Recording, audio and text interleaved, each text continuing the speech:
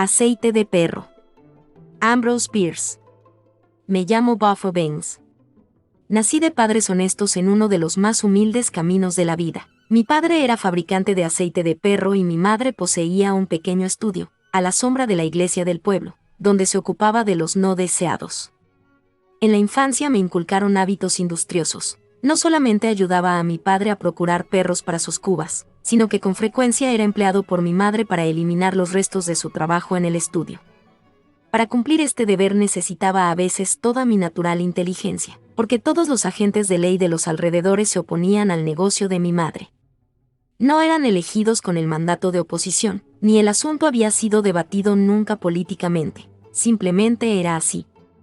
La ocupación de mi padre, el hacer aceite de perro, era naturalmente menos impopular, aunque los dueños de perros desaparecidos lo miraban a veces con sospechas que se reflejaban, hasta cierto punto, en mí. Mi padre tenía, como socios silenciosos, a 2 de los médicos del pueblo, que rara vez escribían una receta sin agregar lo que les gustaba designar lata de óleo. Es realmente la medicina más valiosa que se conoce, pero la mayoría de las personas es reacia a realizar sacrificios personales para los que sufren, y era evidente que muchos de los perros más gordos del pueblo tenían prohibido jugar conmigo, hecho que afligió mi joven sensibilidad y en una ocasión estuvo a punto de hacer de mí un pirata. A veces, al evocar aquellos días, no puedo sino lamentar que, al conducir indirectamente a mis queridos padres a su muerte, fui el autor de desgracias que afectaron profundamente mi futuro. Una noche, al pasar por la fábrica de aceite de mi padre con el cuerpo de un niño rumbo al estudio de mi madre, vi a un policía que parecía vigilar atentamente mis movimientos. Joven como era, yo había aprendido que los actos de un policía, cualquiera sea su carácter aparente, son provocados por los motivos más reprensibles, y lo eludí metiéndome en la aceitería por una puerta lateral casualmente entreabierta. Cerré enseguida y quedé a solas con mi muerto. Mi padre ya se había retirado. La única luz del lugar venía de la hornalla, que ardía con un rojo rico y profundo bajo uno de los calderos, arrojando rubicundos reflejos sobre las paredes. Dentro del caldero el aceite giraba todavía en indolente ebullición y empujaba ocasionalmente a la superficie un trozo de perro. Me senté a esperar que el policía se fuera, el cuerpo desnudo del niño en mis rodillas, y le acaricié tiernamente el pelo corto y sedoso. ¡Ah, qué guapo era! Ya a esa temprana edad me gustaban apasionadamente los niños, y mientras miraba al querubín, casi deseaba en mi corazón que la pequeña herida roja de su pecho, la obra de mi querida madre, y no hubiese sido mortal. Era mi costumbre arrojar los niños al río que la naturaleza había provisto sabiamente para ese fin, pero esa noche no me atreví a salir de la aceitería por temor a la gente. Después de todo, me dije, no puede importar mucho que lo ponga en el caldero. Mi padre nunca distinguiría sus huesos de los de un cachorro, y las pocas muertes que pudiera causar el reemplazo de la incomparable lata de óleo por otra especie de aceite no tendrán mayor incidencia en una población que crece tan rápidamente.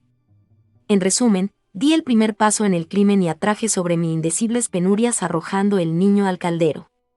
Al día siguiente, un poco para mi sorpresa, mi padre, frotándose las manos con satisfacción, nos informó a mí y a mi madre que había obtenido un aceite de una calidad nunca vista por los médicos a quienes había llevado muestras. Agregó que no tenía conocimiento de cómo se había logrado ese resultado. Los perros habían sido tratados en forma absolutamente usual, y eran de razas ordinarias. Consideré mi obligación explicarlo, y lo hice, aunque mi lengua se habría paralizado si hubiera previsto las consecuencias. Lamentando su antigua ignorancia sobre las ventajas de una fusión de sus industrias, mis padres tomaron de inmediato medidas para reparar el error.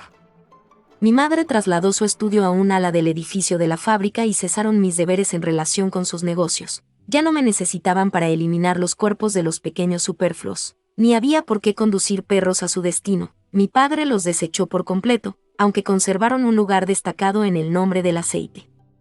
Tan bruscamente impulsado al ocio, se podría haber esperado naturalmente que me volviera ocioso y disoluto, pero no fue así. La sagrada influencia de mi querida madre siempre me protegió de las tentaciones que acechan a la juventud, y mi padre era diácono de la iglesia. ¡Ay, qué personas tan estimables llegarán por mi culpa a tan desgraciado fin! Al encontrar un doble provecho para su negocio, mi madre se dedicó a él con renovada asiduidad. No se limitó a suprimir a pedido niños inoportunos, salía a las calles y a los caminos a recoger niños más crecidos y hasta aquellos adultos que podía atraer a la aceitería. Mi padre, enamorado también de la calidad superior del producto, llenaba sus cubas con celo y diligencia. En pocas palabras, la conversión de sus vecinos en aceite de perro llegó a convertirse en la única pasión de sus vidas. Una ambición absorbente y arrolladora se apoderó de sus almas y reemplazó en parte la esperanza en el cielo que también los inspiraba. Tan emprendedores eran ahora, que se realizó una asamblea pública en la que se aprobaron resoluciones que los censuraban severamente.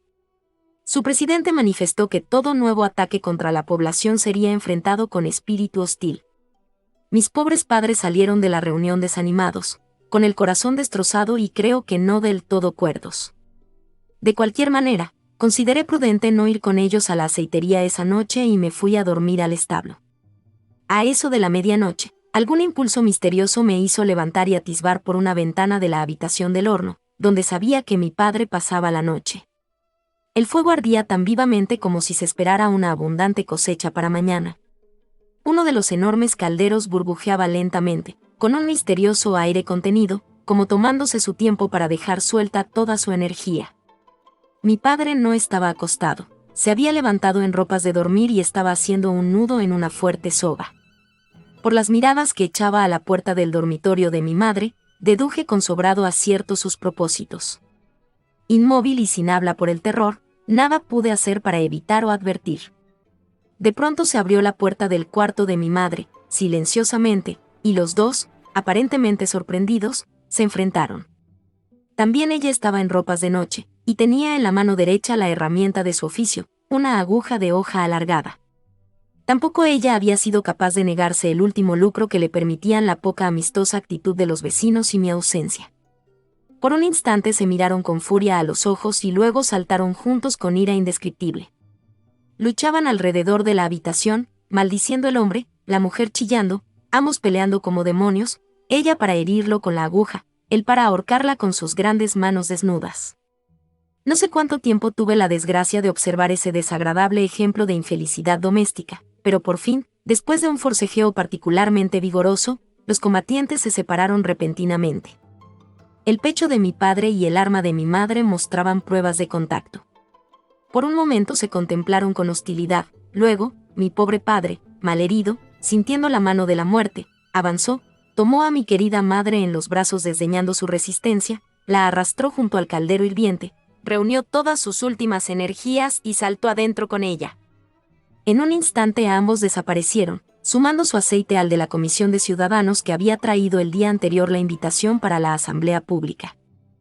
Convencido de que estos infortunados acontecimientos me cerraban todas las vías hacia una carrera honorable en ese pueblo, me trasladé a la famosa ciudad de Otumbé, donde se han escrito estas memorias, con el corazón lleno de remordimiento por el acto de insensatez que provocó un desastre comercial tan terrible.